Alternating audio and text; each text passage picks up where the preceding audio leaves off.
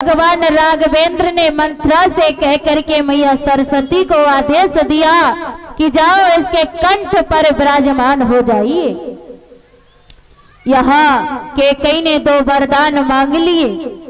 आज भैया लक्ष्मण भगवान राघवेंद्र को आज अयोध्या से वनवास के लिए भेज दिया। जिस दिन मेरे राघवेंद्र गए थे उस दिन से राजा दशरथ ने अन्न जल सब त्याग दिया था और सुमंत से कहा, भैया आप जा रहे हो, कुछ रास्ते तक ले जाओ, फिर मेरे लाला को लौटा लाना, क्योंकि ये मानेगा नहीं।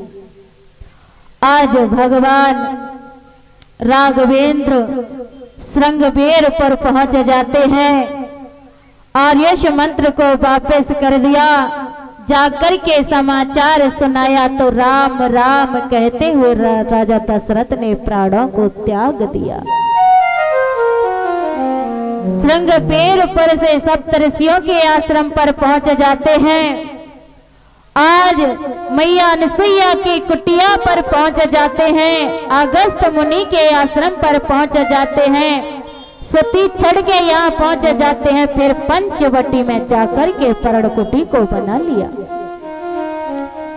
सुपर्णखा आ जाती है, उसका भी मेरे श्याम सुंदर राघवेंद्र ने भैया लक्ष्मण ने अहेत कर दिया। उसे ने जाकर के रावण से बताया। आज रावण ने अपने भाइयों को भेजा, उनका सबका उद्धार कर दिया। इधर में भगवान राघवेंद्र और भैया लक्ष्मण विराजमान है। मैया सीता ने दोनों को भेज दिया। आज रावण चुरा करके ले जाता है। जटायु का उद्धार किया और यहाँ ये कहा जाता है जहाँ रावण का वंश का उद्धार हो जाता है, लेकिन उसका भाई विभीषण बचा था। तो आज भगवान राघवेंद्र की शरण में आ जाता है। तो कहा जाता है कि श्रवण सो जस सुने आहो, प्रभु भजन भव भीरे, त्राहि त्याय आरती हरने,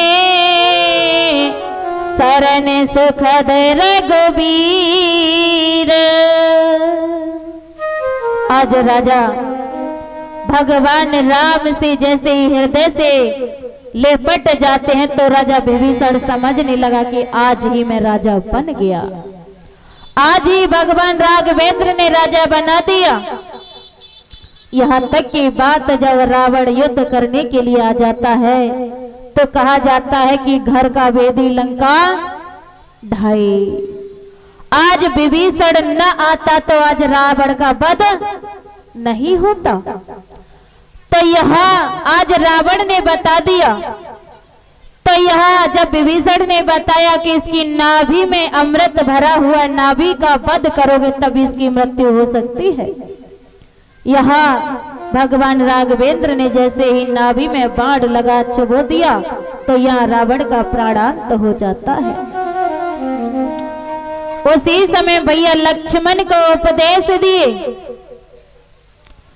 कहा जाता है कि रावण ने बैर किया था क्योंकि राक्षसी प्रवृत्ति से उद्धार पाने के लिए, अपने वंश का उद्धार कराने के लिए, मुक्ति दिलाने के लिए उसी समय उस लंका का राजा रावण बना दिया, उस लंका का राजा विभीषण बना दिया।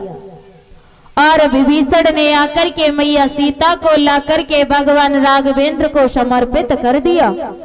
आज वो सीता और भैया लक्ष्मण भगवान राघवेंद्र जब वन से अयोध्या के लिए आ रहे थे तो ये कहा जाता है जिस दिन से भगवान राम गए थे तो भरत लाल ने तामस नदी के किनारे जाकर के पर्णकुटी को बना लिया और उसी में निवास करते थे और भगवान का चिंतन करते थे। आज अयोध्या नगरी में जैसे मनुष्य रहते हैं मेरे राघवेंद्र के वियोग में, कहते हैं कि जब भगवान राघवेंद्र नंगे पांव रहेंगे तो हम कड़ाऊ पहनेंगे नहीं।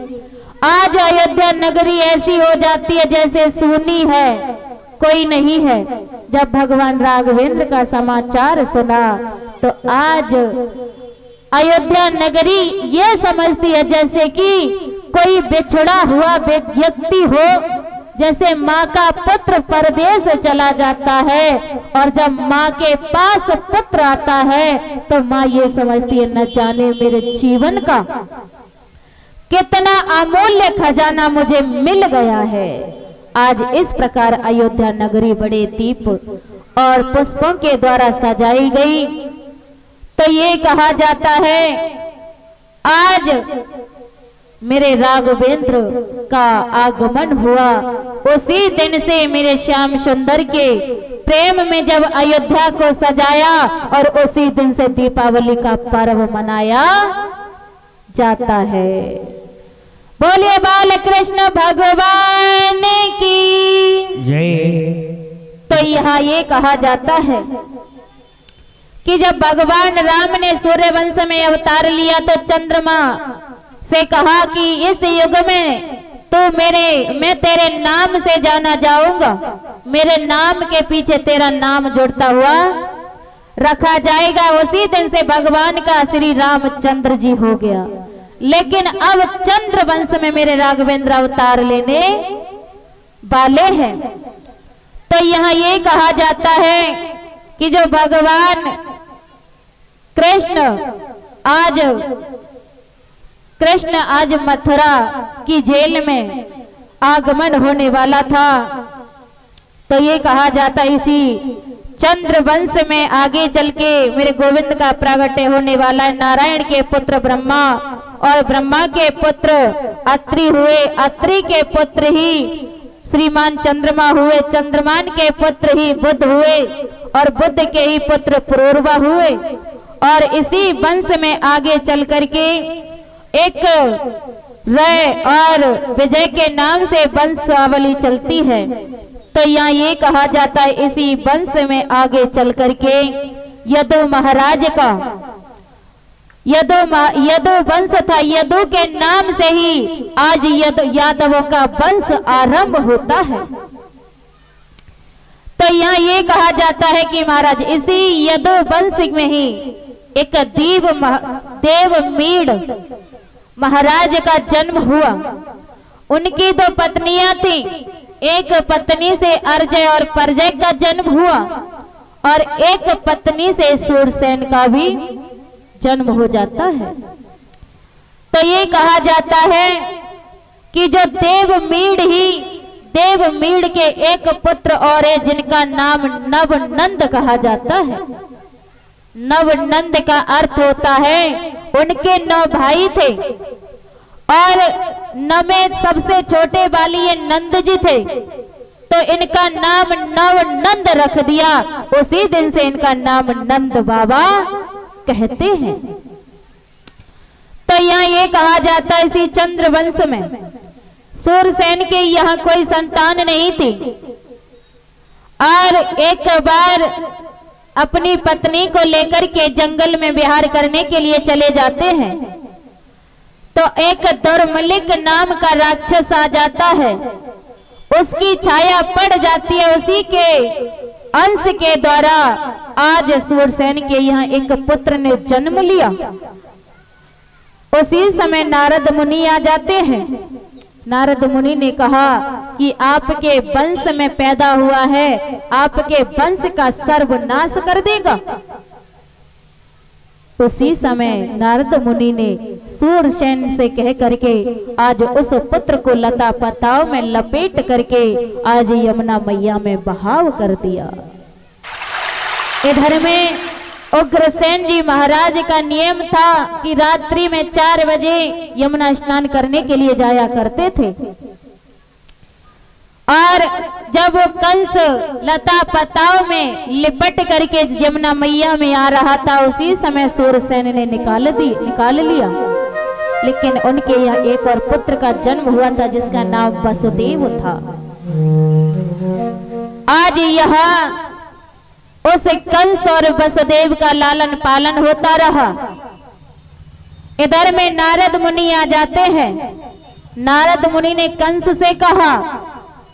उसी समय कंस कैलाश पर्वत पर पहुंच जाता है और भगवान भोले की आराधना की, और उसी समय आराधना करने के बाद भोले बाबा प्रसन्न हो जाते हैं, वरदान दिया।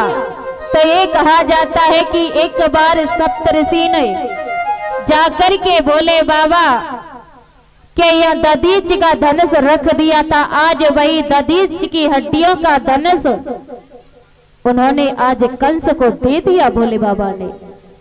उससे कहा कि इसको ले जाओ, जिसने इसको तोड़ दिया तो वो आपको छोड़ने वाला नहीं है। उसी प्रकार आज भोजराज कंस उग्रसेन के यहाँ आता है। उसने सेना को बना लिया, सक्तासुर, धैनकासुर, नेत्रासुर, तृणावर्त, ऐसे उसने सेना को तैयार किया और मथुरा में आकर के चढ़ाई कर दी। उसी समय भोजराज कंस ने राजा उग्रसेन को बंदी गृह में डाल दिया और नगर में ढिंढोरा पिटवा दिया कि कोई भी करेगा तो मेरी सेवा पूजा करेगा, नारायण को कोई नहीं मानेगा।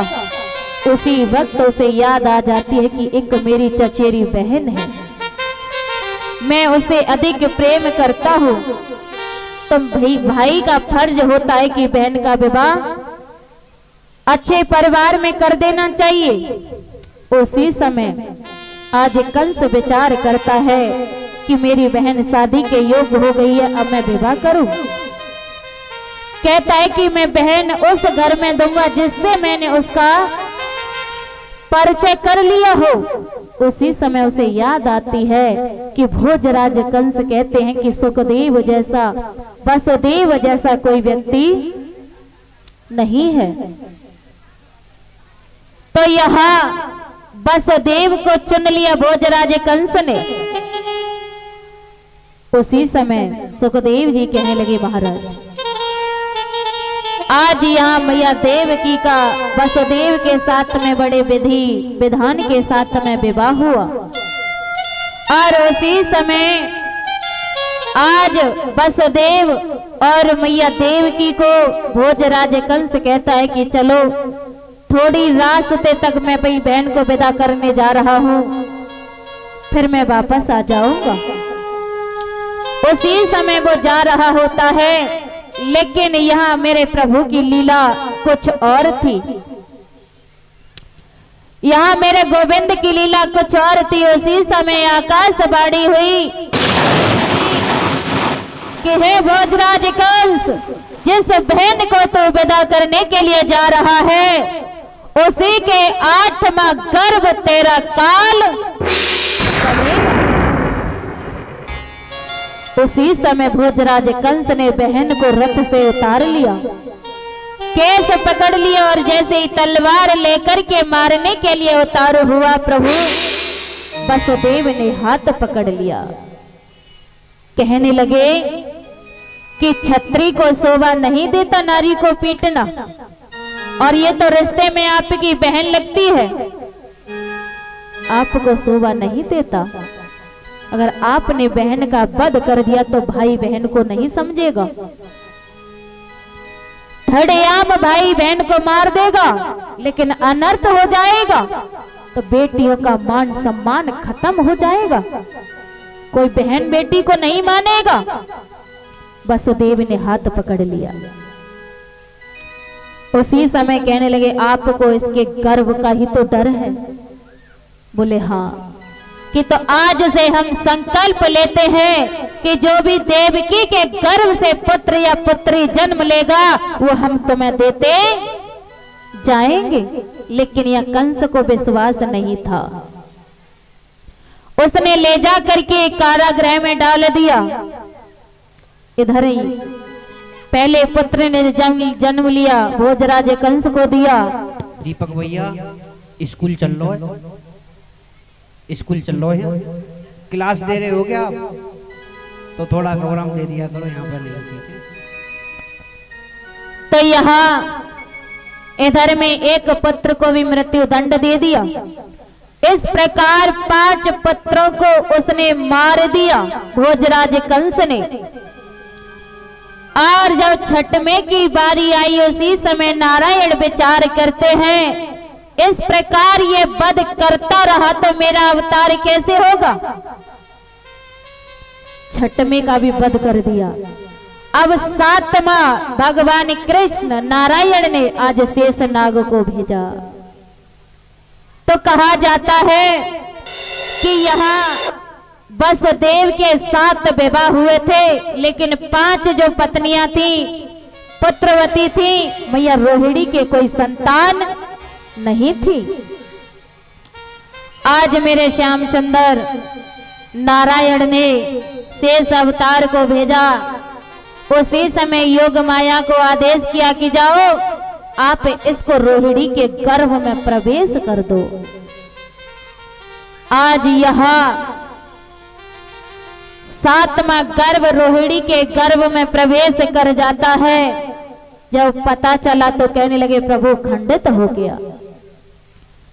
उसी समय खंडित के लिए कहा तो यहाँ कहते हैं प्रभु आज 7वें बालक ने नंद बाबा के यहाँ मैया रोहिणी निवास करती थी, उन्हीं के यहाँ एक पुत्र ने जन्म लिया। आज हम जब शेष अवतार थे रोहिणी के गर्भ से उन्होंने जब जन्म लिया तो इधर में 8वीं बारी मेरे राघवेंद्र की हो रही है। यहाँ भादव का महीना है और शुक्ल पक्ष है, अष्टमी तिथि है और बड़ी मनोहर रात्रि है, चंद्रमा प्रकाशित है। और आज मेरे गोपाल नारायण के स्वरूप में आकर के मैया देवकी से कहते हैं कि मैं तेरा पुत्र बन करके आ गया। माँ एक बार मुझसे पुत्र तो कहे। कृष्ण कहने लगे, मैया कहती आप मेरे पुत्र बन करके तो नहीं आए, मेरे पिता बन करके आए हो। उसी समय भगवान नारायण सूक्ष्म रूप ले लेते हैं, कहते हैं कि माँ मैं बालक तो हो जाऊंगा लेकिन मेरे पिता के द्वारा मुझे गोकुल में भिजवा। बोलिए बांके बिहारी लाल की जय। किसी ने लिखा है हमने ये शाम चिरागों से जला रखी है, हमने ये शाम चिरागों से जला रखी है, कसम ये हवाओं से खा रखी है। न जाने किधर से आए मेरे कान्हा, न जाने किधर से आए मेरे कान्हा, इसलिए हर गली फूलों से सजा रखी है, फूलों से सजा रखी है। बोलिए बांके बिहारी लाल की। और एक भी है कि शबनम में क्या फूल खिले, शबनम में क्या फूल खिले जब तक बरसात ना हो। राधे भैया, शबनम में क्या फूल खिले जब तक बरसात ना हो। अरे शाम तेरी तस्वीर से मेरा दिल कैसे भरे जब तक तेरी मेरी मुलाकात ना हो। बोलिए बांके बिहारी लाल की जय। और भैया